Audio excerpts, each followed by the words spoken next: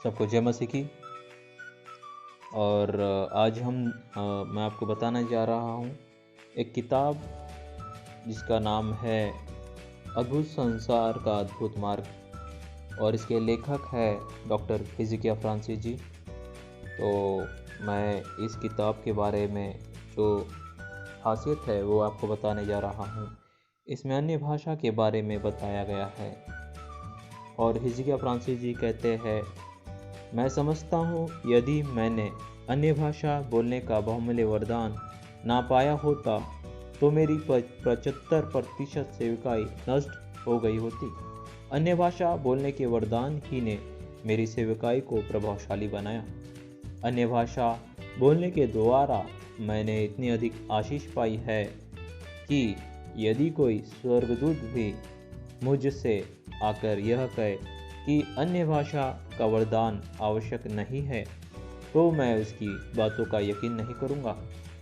अतः मैं दृढ़तापूर्वक कहना चाहता हूँ कि अन्य भाषाएं बोलना परमेश्वर के अद्भुत संसार में प्रवेश करने का अद्भुत मार्ग है।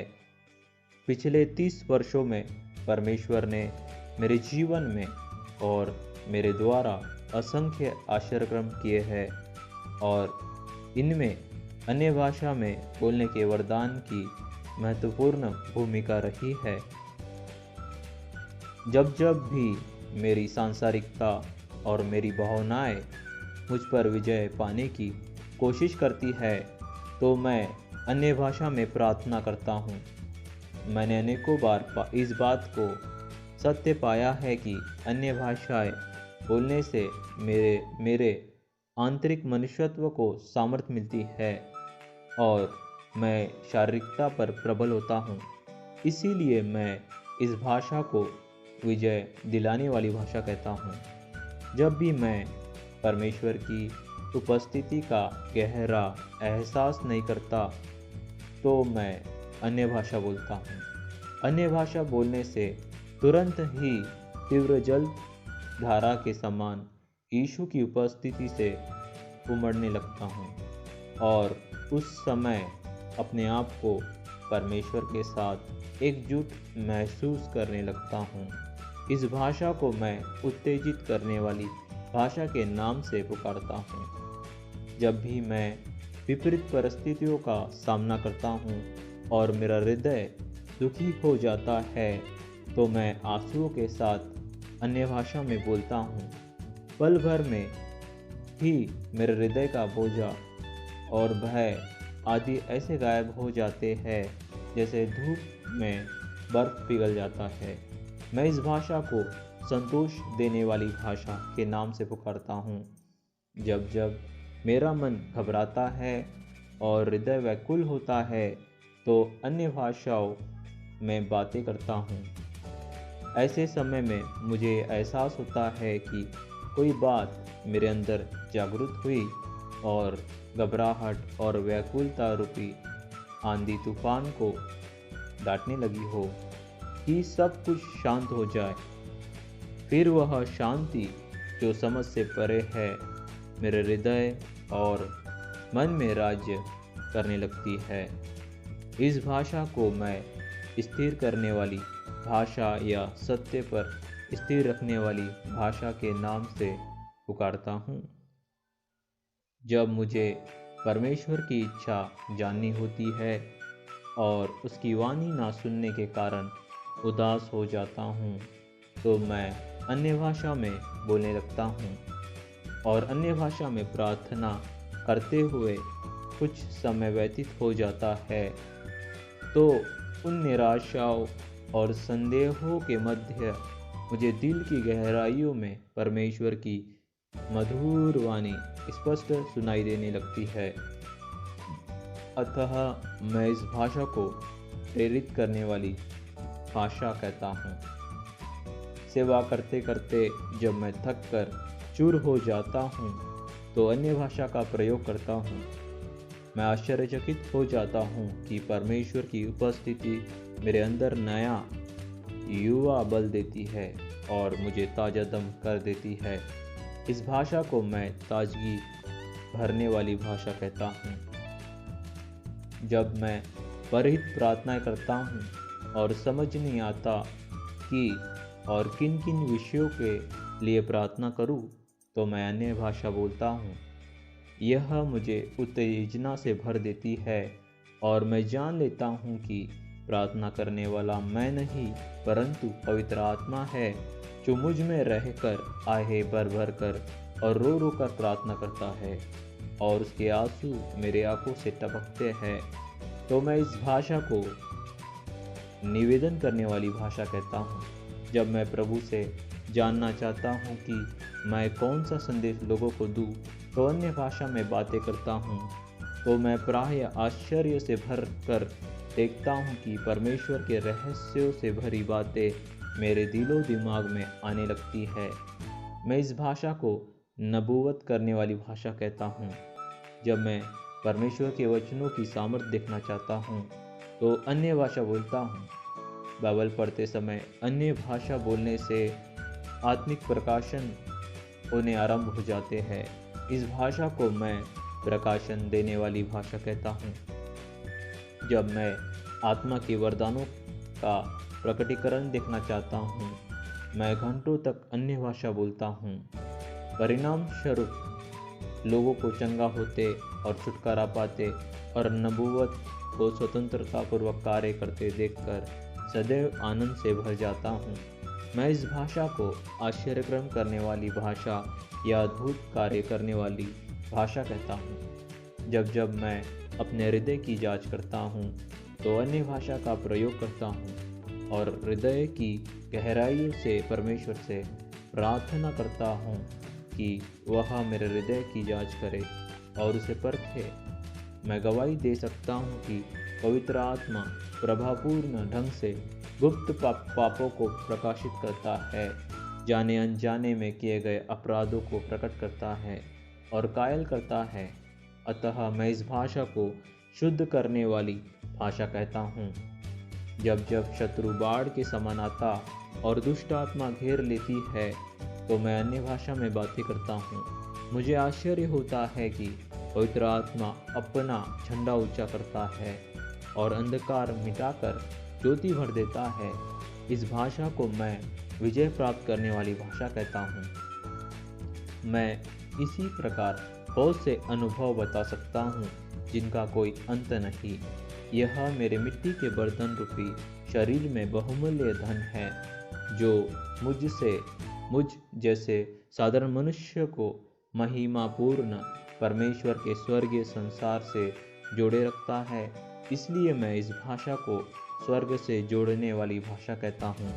अन्य भाषा के द्वारा आप अपनी क्षमता में लंबे समय तक संघर्ष करने की तुलना में कम समय में ही परमेश्वर की सामर्थ्य द्वारा महान आत्मिक उपलब्धियों प्राप्त कर सकते हैं।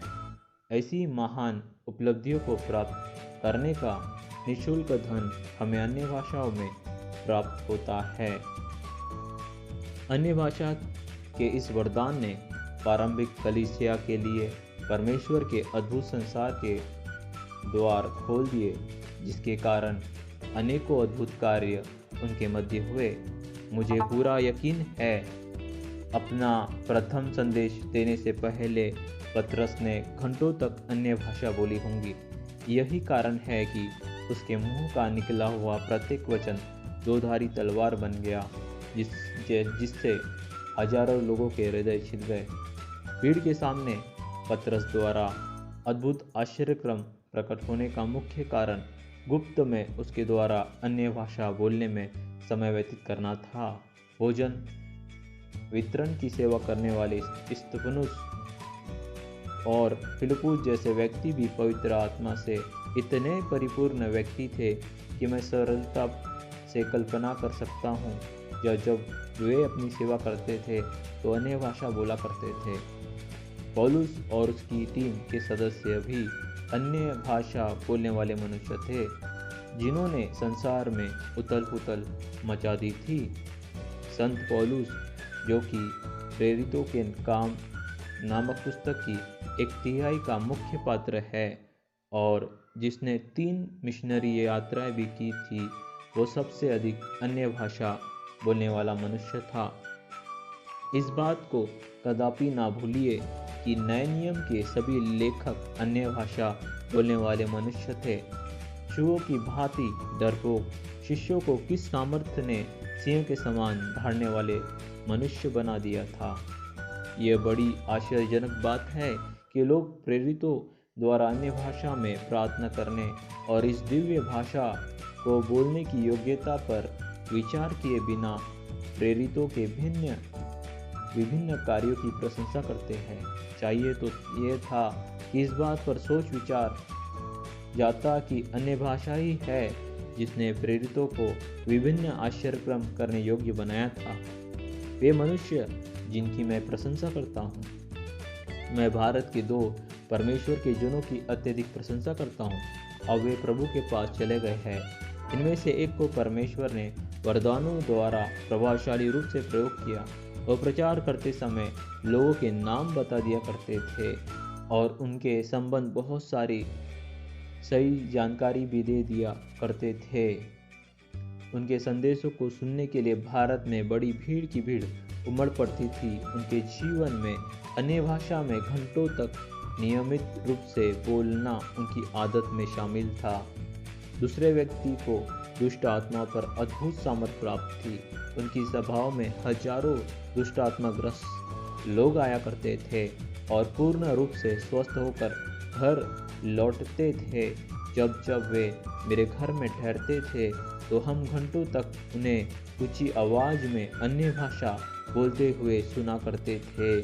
मैंने स्वयं इन दोनों परमेश्वर के भक्तों की सभाओं में भाग लिया है और आनंद पाया है और जाना है कि उनकी सामर्थ्य का भेद उनका अन्य भाषा में प्रार्थना करना है।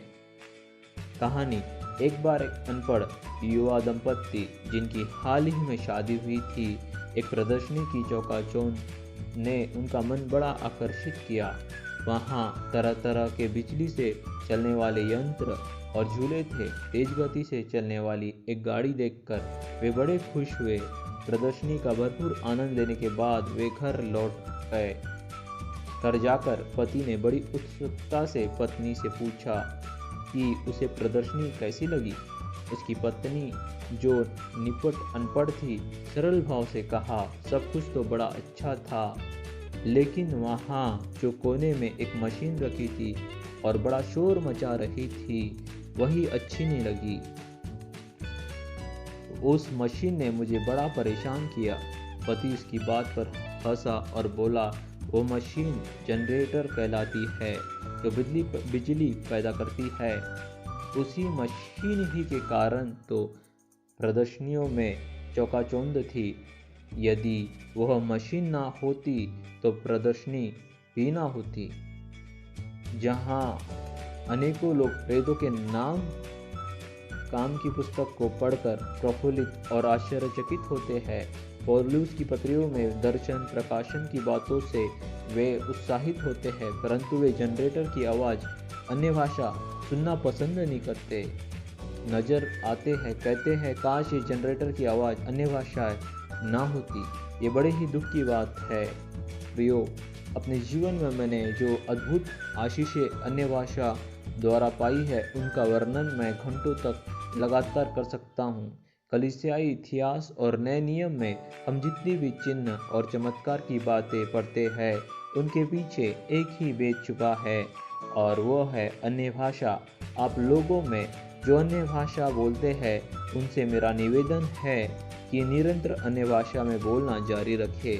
कृपया इस दिव्य भाषा को तुच्छ ना जाने। यदि आपने यीशु को अपना व्यक्तिगत उद्धारकर्ता और प्रभु स्वीकार कर लिया है, तो अन्य भाषा बोलने का यह वरदान आपके लिए है। इस पर अधिकार करना अथवा इसे पाना आपका जन्म सिद्ध अधिकार है। यीशु ने अन्य भाषा की चर्चा की मरकुस 16:17-18 में। और विश्वास करने वालों में यह चिन्ह होंगे कि मेरे नाम से दुष्ट आत्मा को निकालेंगे, नई नई भाषा बोलेंगे, सांपों को उठा लेंगे, और यदि वे नाशक वस्तु भी पी जाए तो भी उनकी कुछ हानि ना होगी। वे बीमारों पर हाथ रखेंगे और वे चंगे हो जाएंगे। प्रभु यीशु ने पहले ही बता दिया था और भविष्यवाणी कर दी थी कि ये नई नई भाषाएं या अन्य भाषाएं नए युग की विशेष आशीषें होंगी। उनकी भविष्यवाणियाँ 10 दिन के भीतर ही पूरी होना आरंभ हो गई थी। यह कदापि ना भूलिए कि यीशु के महान आदेश में अन्य भाषा में बातें करना भी शामिल है, बल्कि यह कहना उचित होगा कि यीशु जी की अंतिम इच्छा यह थी कि प्रत्येक विश्वासी अन्य भाषा में बातें करे। प्रभु यीशु ने क्रूस पर प्राण देकर कीमत इसलिए चुकाई ताकि आपको अन्य भाषा में बातें करने की आशीष उपलब्ध हो सके। आपको केवल इतना करना है कि एक बालक के समान उसके वचनों पर विश्वास करे, उसके नाम में इन भाषा को ग्रहण कर ले। अन्य भाषाएं विश्वास के साथ बोलना आरंभ कर दे। प्रभु यीशु ने दृढ़तापूर्वक कहा था कि विश्वास करने वालों में यह चिन्ह प्रकट होंगे। उसने यह नहीं कहा कि यह चिन्ह प्रकट भी हो सकते हैं और प्रकट नहीं भी हो सकते हैं। यहाँ संदेह करने की कहीं गुंजाइश नहीं, परंतु यदि आप में ये 5 चिन्ह नहीं दिखाई देते हैं तो इसका अर्थ यह कदापि नहीं है कि आप मसीह में एक विश्वासी जन नहीं है, पर इसका सरल सा यह अर्थ अवश्य है कि आप इन चिन्हों पर विश्वास नहीं रखते हैं। आपके जीवनों में इन चिन्हों का स्तर प्रकट होना आपके विश्वास के स्तर पर निर्भर करता है। कोई भी मनुष्य जो यीशु के नाम में विश्वास रखता है अन्य भाषाएं बोल सकता है। पिछले पाठ में हम देख चुके हैं कि अन्य भाषाएं बोलना नए वाचा के युग की एक विशेष आशीष है। हम यह भी स्पष्ट कर चुके हैं कि अन्य भाषा की योग्यता अनेकों आशीषों का द्वार हमारे लिए खोलती है। हम अन्य भाषा को एक कुंजी कह सकते हैं जो नए युग के खजाने का ताला खोलती है। क्या कारण है कि पवित्र आत्मा आपके संपूर्ण शरीर को अपने वश में करने से पहले अपनी जीभ को अपने नियंत्रण में पहले करता है? सच्चाई इस प्रकार है, आपकी जीवन चरित्र का फैसला करती है। जब मैं बाइबल में जीभ के बारे में विभिन्न बातें पढ़ता हूँ तो आश्चर्यचकित रह जाता हूँ। आपकी जीभ कल्पना से बाहर आपके जीवन पर नियंत्रण रखती है। यह आपकी जय और पराजय का निर्णय करती है। यह आपको कमजोर या बलवान बना सकती है। आपकी जीभ आपको स्वतंत्र कर सकती है या फिर आपको नीचे घसीट सकती है। जीभ आपके लिए संपन्नता का द्वार खोल सकती है और आपको निर्धन भी बना सकती है। यह सचमुच बड़ी ही शक्तिशाली होती है। संसार का सबसे बुद्धिमान राजा सुलेमान हमें बार बार इस सच्चाई का स्मरण कराता है। जो बातें सुलेमान जीभ के बारे में बताता है, यदि आप बाइबल में उन्हें रेखांकित कर ले और उन पर मनन चिंतन करें तो आपको जीभ की अद्भुत सामर्थ्य का ज्ञान हो जाएगा। जो कुछ आप अपनी जीभ के द्वारा बोएंगे वही काटेंगे। सुलेमान के कथन के अनुसार जो उसने जीभ के संबंध में कहे कि कितने सत्य है, नीतिवचन 18:21 में जीभ के वश में मृत्यु और जीवन दोनों होते हैं। जो उसे काम में लाना जानता है वह उसका फल भोगेगा। जो अपने मुंह को वश में रखता है वो अपने प्राण को विपत्ति से बचाता है। नीतिवचन 21:23 में वह जीभ ही है जो आपके आंतरिक मनुष्यत्व से भरपूरी पाते हैं। तो सबसे पहले पवित्र आत्मा हमारी जीभ ही को अपना बनाती है, उसे अपने पूर्ण अधिकार में लेती है। फिर पहल वह हमारी जीभ में अपनी भाषा भरती है। फिर जितना अधिक हम अन्य भाषा बोलेंगे उतना ही अधिक हम पवित्र आत्मा के वश में होते जाएंगे। परिणाम यह होगा कि हमारी जीभ से जीवन के सोते फूट निकलेंगे। हमारी जीभ से उन लोगों का पालन पोषण होगा जो जीवन की रोटी के लिए चिल्ला रहे हैं। अपनी जीभ को पवित्र आत्मा के नियंत्रण में कर देना क्या ही धन्य बात है, क्या ही धन्य है।